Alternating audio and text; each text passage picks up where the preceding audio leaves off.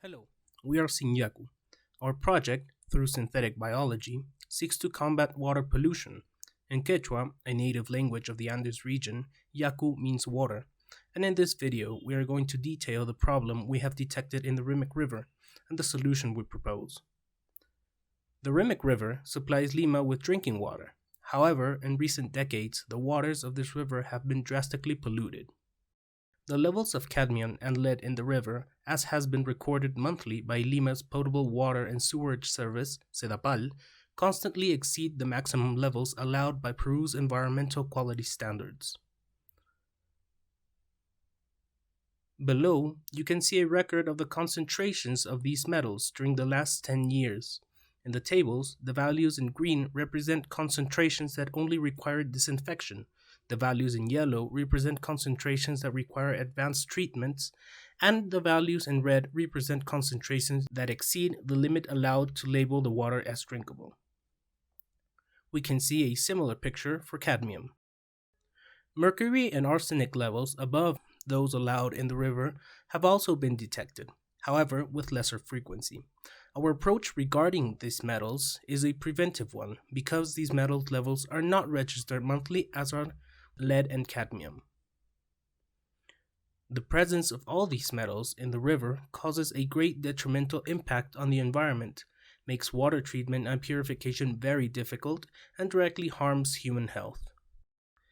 For example, the ingestion of lead causes alterations in all the organism's systems, neurological problems, attention deficit, hyperactivity, and anemia. On the other hand, cadmium is a known human carcinogen. Its ingestion causes kidney stones, anemia, osteomalacia, respiratory disorders, hypertension, nervous disorders, loss of weight and appetite, and prostate and lung cancer. The consumption of arsenic also causes diseases, such as pigmentation changes, skin lesions, calluses on the palms of the hands and soles of the feet, neurotoxicity, diabetes, pulmonary and cardiovascular diseases, and skin, bladder, and lung cancer. Finally, the consequences of mercury ingestion include permanent brain and nervous system damage, tremors, insomnia, memory loss, neuromuscular effects, headaches, and cognitive and motor dysfunction. To combat this problem, our team, SynYaku, has proposed as a solution the design of a genetic circuit and, through synthetic biology, combat heavy metal pollution in the Rimac River. Designing a solution with synthetic biology. Our team aims to work on the genetic modification of a bacterium to give it the ability to absorb the heavy metals that we have identified in the problem. Those bacteria are metal resistant by nature, but with the insertion of a genetic circuit designed by our team, it will be possible to grant them additional absorption capabilities. By engineering Pseudomonas putida KT2440, we will generate 4 metal capture systems for lead, cadmium, mercury, and arsenic, respectively. Pseudomonas putida is a strictly aerobic, gram-negative bacillus frequently isolated from water, plants, and soils, particularly in contaminated sites. It presents simple nutritional requirements, rapid growth, and robustness to oxidative stress. The KT2440 strain of Pseudomonas putida is the best characterized member of this group. It is considered a model chassis for synthetic biology and metabolic engineering. It's a certified host vector 1 bacterial strain with resistance to high concentrations of metals and a lack of pathogenic determinants, which make it suitable for bioremediation research.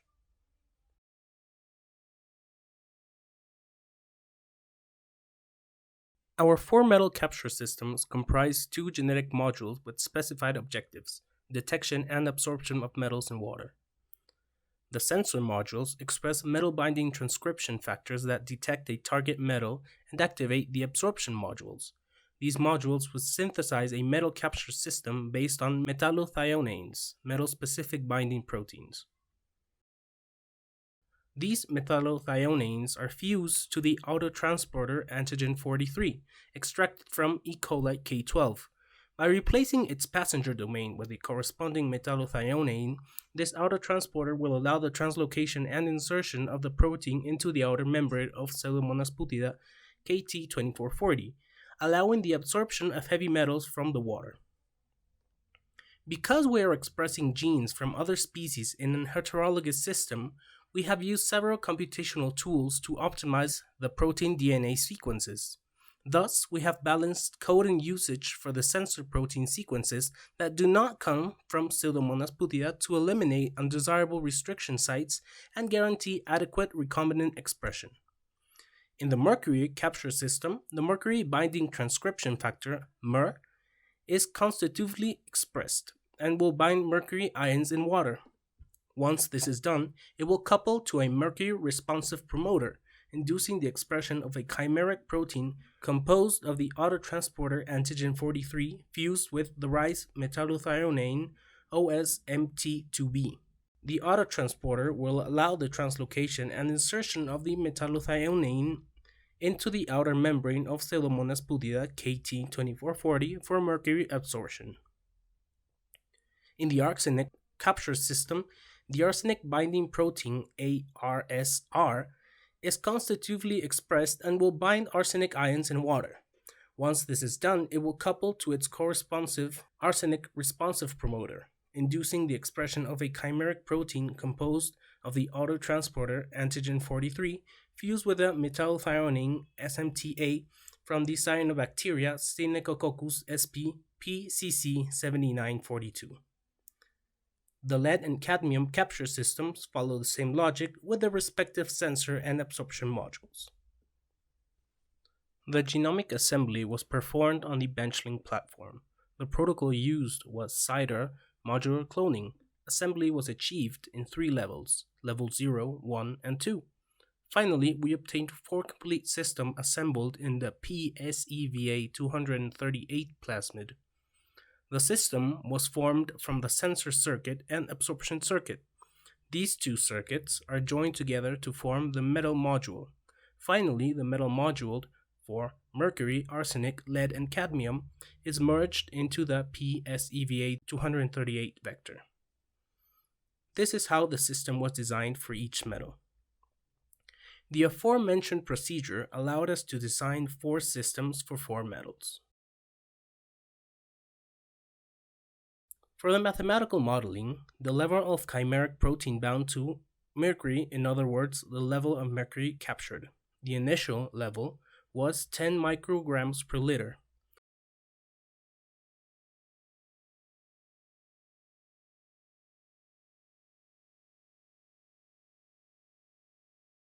The maximum mercury captured level reached in 40 minutes was 7.151 times 10 to the power of the minus 20 molars of mercury captured.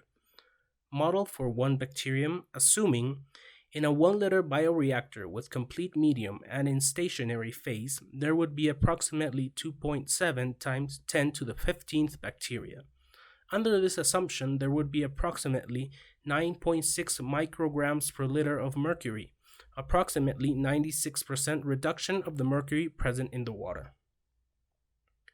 For protein modeling, the ProtParam server was used to obtain the physical-chemical characteristics of the synthetic proteins, and the Rubetta program was used to model the 3 synthetic protein structures. Modeling was done by the ab initio method. Finally, the Ramachandran plots are obtained, which show us the 3D distribution of the amino acids in 2 dimensions. It is observed that the 3 models show a percentage greater than 80% of the most favored regions.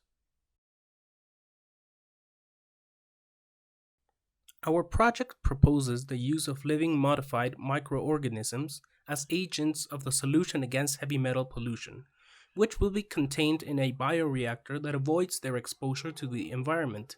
Therefore, we have reviewed the main rules and regulation established in Peru for the design of LMOs and their application in bioremediation, among which we can highlight the Cartagena Protocol and the Moratorium Law.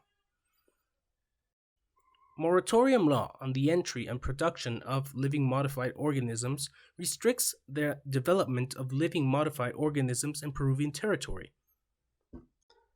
As such, after a research of the text of the law, we found that the moratorium law does not apply to the development of LMOs in confined spaces.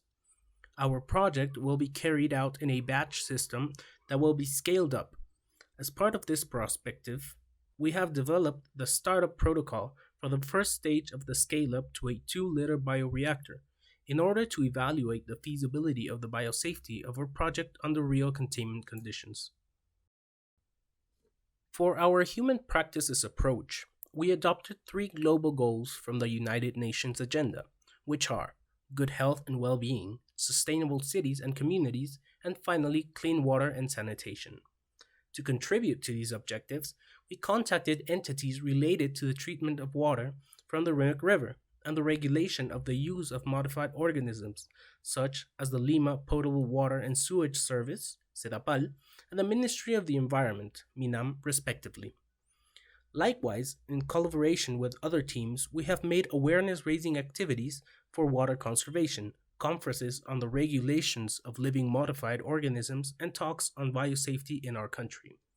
One of the most important activities with respect to education was the visit to the Shipibo Conibo Cantagallo community, which gave a science and microscopy class to the children of the community. In sum, we were able to design and model a circuit that allows us to detect and absorb heavy metals from water. In addition, in the future, we plan to use this project to combat the contamination of the Rimac River.